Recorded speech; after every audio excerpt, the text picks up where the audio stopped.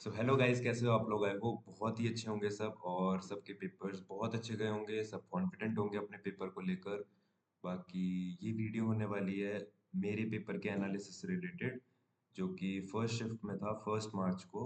और ये लगभग मेरी डेस्टिनेशन से अराउंड 120 किलोमीटर्स दूर था।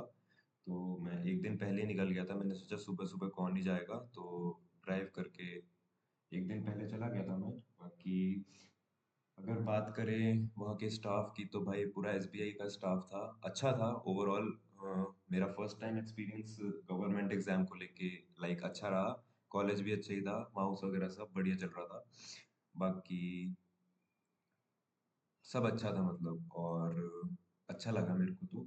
बाकी अगर बात करें पेपर की, तो पेपर मुझे आई गेस मुझे इजी लगा, और इजी शिफ्ट लगी मेरे को ये वाली।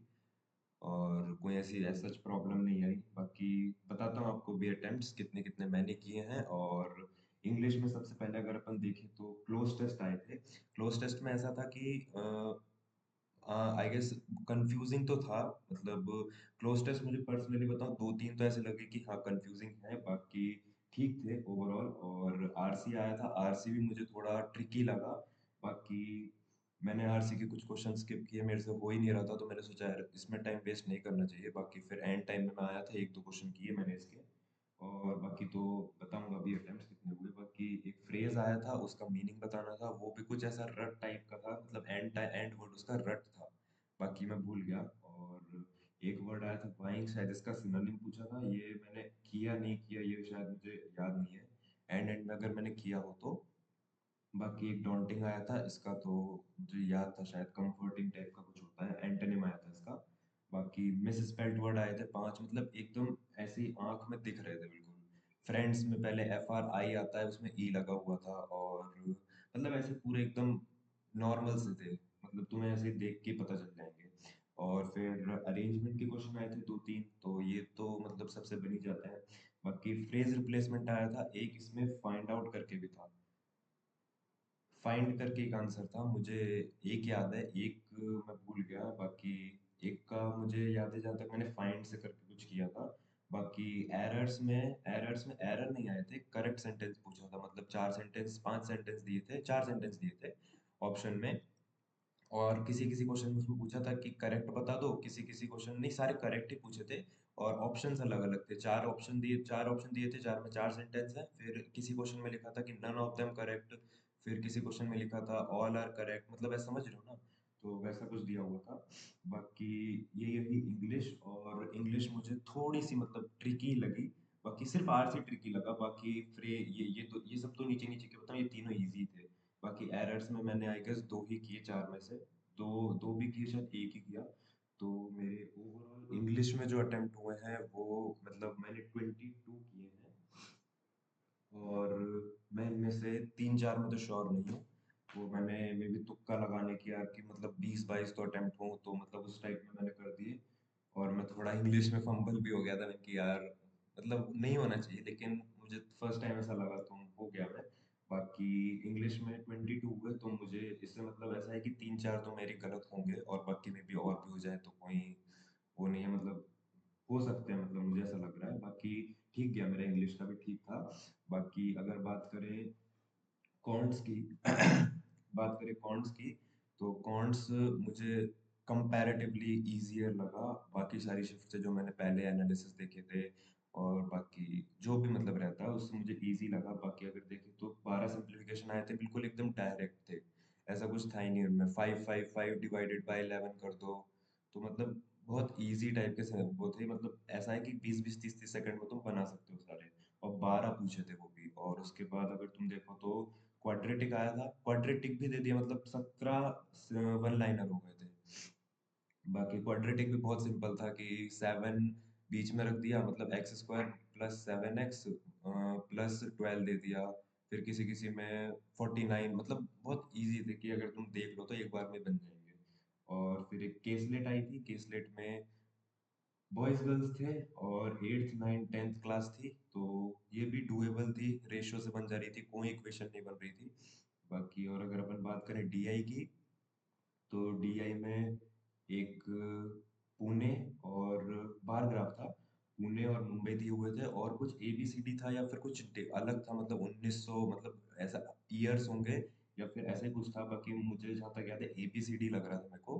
तो ये चार डेटा दिए हुए थे और क्वेश्चन इसके बड़े बड़े थे, तो मैंने स्टार्टिंग में छोड़ दिए। बाकी फिर एंड में आया तो देखा कि यार ये क्वेश्चन तो कुछ भी नहीं है, मतलब एक चीज को रिपीट करके लिखा हुआ है, मतलब एक सेंटेंस को दो तीन बार लिख, मतलब समझ रहे हो, कंफ्यूज करने के लिए कि लेंथी लगे तो बच्चा तुरंत छोड़ दे और आगे बढ़ जाए।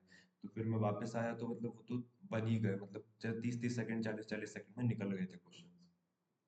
फिर डीआई भी, मतलब मैं बोलूंगा, केसलेट अगर मैं देखूं तो केसलेट थोड़ी सी, मतलब ऐसा था कि एंड एंड के 2-3 मिनट बचे हुए थे, मैंने सोचा अब दो अर्थमेटिक के क्वेश्चन करूंगा, इससे अच्छा केसलेट ही उठा लेता हूँ। फिर केसलेट की तो केसलेट बन गई, तो फिर उसमें एक क्वेश्चन बड़ा था, दो क्वेश्चन छोटे छोटे थे। तो वो भी हो गई। बाकी डीआई भी बोलूंगा तो इजी थी डीआई, वो ऐसे वो नहीं थी कि अलग से कुछ डेटा निकालने के लिए बोल रहा है, सब कुछ दिया हुआ था। 5 का डिफरेंस था, 100 का डिफरेंस था और 5 लाइन थी बीच में, तो वही 20 का डिफरेंस आ रहा था। और अर्थमेटिक अगर मैं देखूँ तो 10-11 क्वेश्चन अर्थमेटिक के आए थे। तो अर्थमेटिक में मैंने आई गेस 5-6 क्वेश्चन ही अटेम्प्ट किए, बाकी मैं एक क्वेश्चन में फंस गया, फिर मैंने अर्थमेटिक छुई भी नहीं, मैं वो डिनोमिनेटर वाले क्वेश्चन में फंस गया, तो कुछ -3 हो रहा था उसमें। तो फिर मैंने उसमें थोड़ा सा टाइम दिया, फिर मैं निकल के केसलेट पे भाग गया था, मैंने कि भाई कुछ ना कुछ और हो जाएगा। तो अगर मैं बात करूँ पॉइंट्स की तो मैंने इसमें 31 किए। और अगर मुझे मैं बोलूँ ना, तो अगर मैं थोड़ा सा टाइम एक उस वाले क्वेश्चन पे वेस्ट ना करता ना, डिनोमिनेटर वाले पे, तो एक और, मतलब मैंने उसमें आई गेस 1.5 मिनट वेस्ट किया था, 1.5-2 मिनट। तो मैं एक दो क्वेश्चन और बना सकता था, 32-33 हो सकता था। बाकी कोई नहीं, ठीक अटेम्प्ट है कमेंट्स में भी। बाकी अगर रीजनिंग की बात करें तो रीजनिंग तो मेरी हर शिफ्ट में इजी ही आ रही है, कोई ट्रिकी नहीं आ रही है, सिर्फ डायरेक्ट डायरेक्ट बन रही है। लेकिन मेरी पजल खुली थी अनसर्टेन से, और अनसर्टेन से खुली तो मुझे लगा हाँ चलो बनाते हैं अनसर्टेन ही, फिर अनसर्टेन चालू की। तो मेरे स्टार्टिंग में 13% आ रहे हैं, वो अगर तुम लोग को याद हो, जिसने फर्स्ट शिफ्ट में दिया है, वो आर जो है ना, वो थर्ड बैठा था राइट हैंड से, वो लेफ्ट हैंड से। तो मैंने उसे एकदम एंड पे बिठा दिया, मैंने कि हाँ ये मतलब ऐसे ही लिखा होगा, एंड पे बैठा है। और मैंने वो थर्ड नहीं पढ़ा। फिर मैंने देखा दो क्वेश्चन तो मेरे बन गए, बाकी फिर उसने जब पूछा ना कि टोटल कितने बंदे बैठे हैं, तो मेरे 13 आंसर आ रहा है। तो मैं देख रहा हूँ कि यार ये क्या गलती हो गई, मैंने सोचा चलो आगे बढ़ते हैं, स्टार्टिंग का वेस्ट नहीं करते। तो फिर मैं आगे बढ़ गया ऐसा वैसा। और फिर एंड में आके देखा तो फिर मैंने देखा हाँ नहीं, थर्ड टू द लिखा है, तो वापस बनाया था, मतलब मैंने तो फिर वो एक क्वेश्चन का आंसर फिर मैंने 15 किया। बाकी बॉक्स बेस्ड पजल आई थी, 7% थे इसमें। और ये दो पॉसिबिलिटी से इजीली सॉल्व हो रही थी, कोई दिक्कत नहीं था, एफ इसके टॉप पे आ रहा था और एक में एफ बॉटम पे आ रहा था, बॉटम वाली हट जा रही थी। बाकी और अगर अपन बात करें, एक स्क्वायर बेस पजल आई थी और इसमें था कि कॉर्नर वाले अंदर देख रहे हैं तो बाहर देख रहे हैं, बीच वाले अंदर देख रहे हैं नहीं तो बाहर, मतलब अपोजिट देख रहे थे। अगर बीच वाला जो है वो अंदर देख रहा है तो कॉर्नर वाला बाहर देखेगा, ऐसा था। और सिलॉग्स आए थे, सिलॉग्स भी इजी थे। इनइक्वालिटी दो आई थी, शायद 2 से 3 मुझे लग रहा है। एक तो कॉमा का था, एक एक में कॉमा वॉमा कुछ नहीं था, डायरेक्ट था। बाकी दो ही लग रही है, शायद दो ही थे ये। हाँ ये दो ही थे। और पेयर फॉर्मेशन था, इसका आंसर 4 आ रहा था, लेकिन मैंने 3 लगा दिया, तो ये मेरा गलत है, मुझे ऐसा लग रहा है। मुझे मिला ही नहीं और एंड में टाइम भी नहीं बचा होगा, क्या पता ऐसे ही हुआ होगा कुछ। बाकी मैंने 3 ही किया उसका, तो मुझे ऐसा लग रहा है गलत है। और एक ऑर्डर रैंकिंग का क्वेश्चन आया था, इसका आंसर मेरा CND आ रहा था। और आप लोग भी कंफर्म कर देना अगर इसका आंसर CND था तो। बाकी एक वोवल कॉन्सोनेंट का था, उसका आंसर शायद आर था, third from the right hand पूछा था इसमें। मतलब वही आता है ना, एक वर्ड दे देते हैं, एस्टाउंड वर्ड था, जहां तक मुझे पता है एस्टाउंड ही था शायद, कि उसमें वर्ड दिया था कॉन्सोनेंट को +1 कर दो नहीं तो -1, मुझे इतना डीप में पता नहीं है। बाकी ऐसे ही कुछ था। और एक डायरेक्शन डिस्टेंस का क्वेश्चन था, हाँ फिर उन्हें अरेंज भी करना था अल्फाबेटिकल ऑर्डर में, उसके बाद बताना था कि third from the right hand कौन सा है। फिर एक डायरेक्शन डिस्टेंस का नॉर्मल सा क्वेश्चन आया था, कुछ भी नहीं था उसमें, 10-10 के डिफरेंस, 10 और 5 में चल रहा था वो, कि 10 मीटर जा रहा है फिर 5 मीटर जा रहा है, कभी 7 मीटर जा रहा है, मतलब बहुत नॉर्मल जैसा अपन मॉक्स में करते हैं। बाकी चाइनीज कोडिंग आई थी, चाइनीज कोडिंग का एक क्वेश्चन मैं फंस गया, वो वाला जो था ना, ऑप्शन में दिए हुए थे कि इसका कोड ये है, इसका कोड ये है, इसका कोड ये है, उसमें मेरे दो क्वेश्चन में दो उसमें सही आंसर आ रहे थे, दो ऑप्शन के। तो मैंने सोचा इसमें क्या लगाऊं, तो फिर वो वाला मैंने छोड़ दिया, मैंने वो किया भी नहीं। और फिर एंड में आया तो टाइम अप हो गया था। बाकी न्यूमेरिक सीरीज आई थी, ये तो मतलब क्वेश्चन ही बड़े बड़े थे, बाकी इजी थी।